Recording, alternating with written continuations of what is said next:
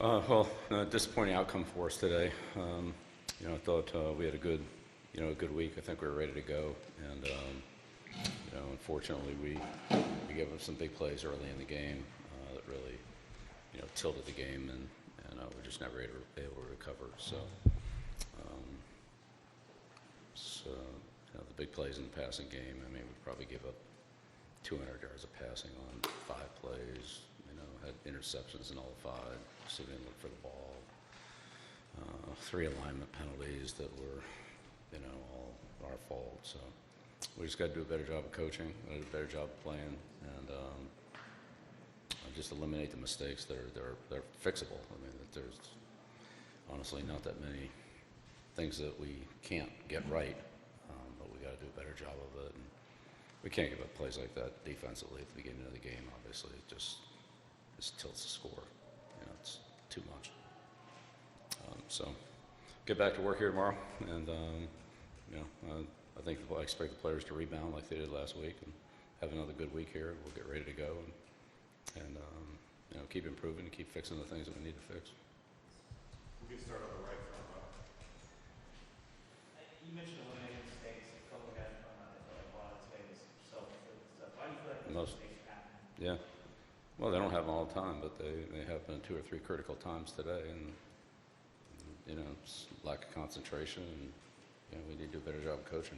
It's part of it. I feel like they're happening some critical times, or largely all. No, it's a lot of plays where nothing happens, and then we have an illegal formation 3 times. I mean, it's just we just can't make those mistakes. So. When the players make them, it's obviously bad, but the fact that they happen is, part of that's coaching too. So I'll take my share of the responsibility on that.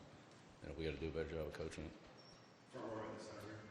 Bill, how much of a rebuild is this, and is it a bigger rebuild than you anticipated when you took the job? I'm just not going to make any evaluations like that. We're just going to keep working every day and every week, and let the guys get better, and the guys that play better will keep playing. The guys that don't, maybe there's other people that can compete and move ahead of them for playing time. But yeah, we're just going to keep grinding. I'm not going to evaluate where things are or aren't. Just take it week by week. Front row on the left here. With a loss of ACC opponent, how do you guys compare yourself to other teams in the conference moving forward? How do you move forward? Yeah, we'll get ready for every game. Go out and compete in every game. So next one's Cal, so we'll get ready for Cal. Right next to the coach. Yeah, but obviously this one specifically you haven't got a chance to look at, but in the losses that you guys have had, the game kind of spirals out of control pretty quickly before halftime, things like that. Being on the field and just kind of, experiencing it, what do you feel are some of the common threads to those games, and why do you kind of feel that some of them kind of spiral out of control so quickly? Yeah, well, I thought this game was a lot different than the TCU and the UCF game, but look, each game has its own, its own entity and has its own characteristics. So, and didn't get off to a good start today. Gave up big plays in the passing game, and there was just too many points to overcome. So, obviously, we did a better job of that. Front row on the right. Bill, this game's on national TV. A lot of your games have been on national TV so far. A lot of people are watching these. How do you overcome results like these when you're talking to people on the recruiting trail, trying to get guys that are in the portal? How do you overcome? Yeah, we're just honest about it. Honest how? Honest that we're building, and if you want to be part of the program that's being built, then we're here for you. That's what we do. Right next to the coach. Hey, Coach, third down's been a recurring problem for this offense. Tonight it was 2 for 11. What has to change there? Well, we had several 3rd and longs at the first half. I don't know, the last 3 or 4. I think we're 3rd and 10 pluses. So part of the problem on 3rd down is 1st and 2nd down. You get in 3rd and long and extra long. It's just they're hard to convert. So it's a combination of playing better on 3rd down, but also of staying out of the 3rd and 10 pluses. They're just too hard to convert. Nobody has good stats converting those. Third row on the right. Bill, back here, what's your message to the team after this one today? What'd you tell them Yeah, I'll keep my conversations with the team between myself and the team. But I'll just say we're gonna work through it and work our way out of it. We'll get better every week and keep working every week, prepare for the next team, be ready to go. And that's what we're gonna do. Do you feel like that's being received by these guys? Yeah, I thought we had a good week. I think we were ready to go. It just, obviously didn't show up on the scoreboard, but I think the way they competed through the 4 quarters of the game, showed that there was, a lot of fight and a lot of effort in the team. Just score didn't reflect that. Back left, Brian. Yeah, Bill, 2 things. One, on the quarterback situation, when did you make the decision to go with Max, and why did you make that? Was it because of Gio's injury, or did you want to make a change, and will Max be the guy moving forward?